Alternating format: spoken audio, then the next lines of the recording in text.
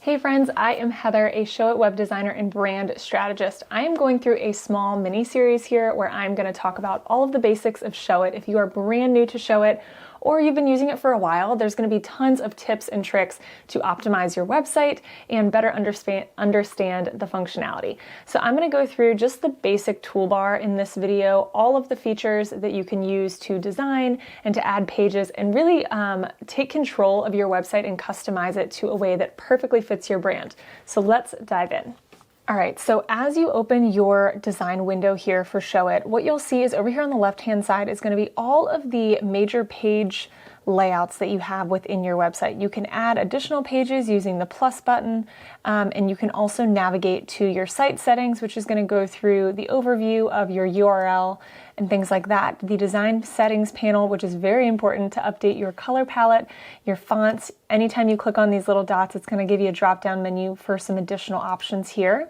You can also add custom fonts by uploading them into your website and determine all of the styles that are going to be used throughout the pages of your website. This makes it really easy to customize and click through and make quick changes to your website once your design panel is completely set.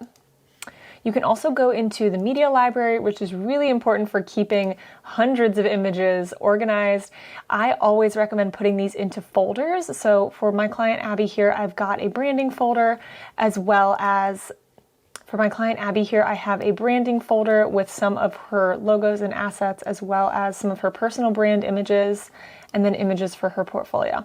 So this makes it really easy when I want to update with fresh content or seasonal images. I can just go through and select them from the folder. So one thing to note is over here, when it's on the Site tab, this just gives you a broad overview of the different pages. As I'm still in the process of designing Abby's, right now we just have her coming soon landing page and the homepage design. As you'll see inside of the homepage here, there are different sections. So these are called canvases. What you're going to do is you can either click directly into a canvas or just use this page tab, and it's going to show you all of those different sections embedded within the homepage. So we've got the header bar here, hero images, into the about section, testimonials. So what you're going to do when you want to edit one of these, you can again just click directly into it, and it's going to put a drop-down menu of all of the items included in that canvas.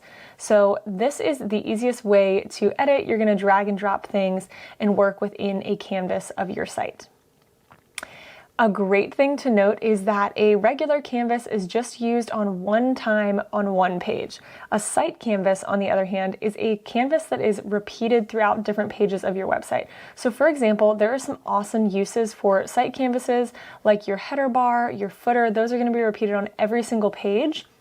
And when you go over here, you'll see site canvases listed. Anytime you're updating a site canvas, it's going to automatically publish those updates to every single location that that site canvas is used throughout your website. So I love to use these for headers, footers. Testimonials is a great place to have a site canvas or additional options that you might have throughout your website. So for example, Abby is going to have a print shop, so we're definitely going to want to do a lead-in canvas to her print shop that we're going to use through multiple pages. So I've made that into a site canvas. So that kind of goes through the overview of this left side panel. When you look over here on the right, this is going to be your actual design panel. So let's go back into that about section. As I click over here, and you'll see it kind of redirects the section that it's clicking on based on what your item selected is. So for example, I'm clicking on text here, so it's opening all the text options that I have. You can go through and change the style, the fonts, the colors, everything that your heart desires, you can update in this design panel over here on the right. There's text properties as well as sizing and position. I won't go too deep into what all of these different functions mean in this video because I really just want to kind of give you an overview of the toolbar.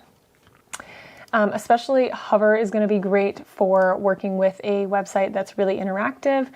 You can also make links such as clicking to new pages or external URLs using the Click Actions panel. An additional panel to note is down here at the bottom is going to give you extra options for when you want to add in text boxes. You can add in things like shapes, rectangles, videos, galleries, and your media library is directly embedded here at the bottom. You can also use the tools here to zoom in and out or to reset the zoom. What you're gonna see down here at the bottom, just ignore this recording toolbar here, is going to be the desktop and mobile view, which is really important to make sure that your desktop view is matching and really legible when it comes to the mobile view. You are likely going to have to redesign and kind of tweak the layout just a bit, but you can see both side by side using that toolbar there, or just the mobile or just the desktop. When you are looking at either of those, you can also do a mobile overview, so it kind of shows you where the phone is going to cut off on a particular screen. I do like designing with them side by side. I think it makes it really easy to keep the design consistent. One of my favorite things about designing in Showit is that you can easily duplicate and replicate things that you've already created. So what I love to do is kind of go through the homepage, make a ton of really useful site canvases, and design that for mobile and desktop. What I will do is duplicate that page or that canvas and use it throughout pages on the website so everything's cohesive and the design completely matches. If you have never used Showit before, I do have a freebie in the description below that gives you your first month free. It's really easy to just go in there, test it out, play around with the design settings. You do not have to be a professional designer. The drag and drop functionality is perfect for you. And I also have a free color palette for anyone that's interested in getting started in designing your brand. You definitely want to think intentionally about the types of clients that you are looking to serve, but hopefully that will give you some inspiration as well. So hope this was helpful and just a really quick overview of the functionality of Showit, and I will see you guys in the next video.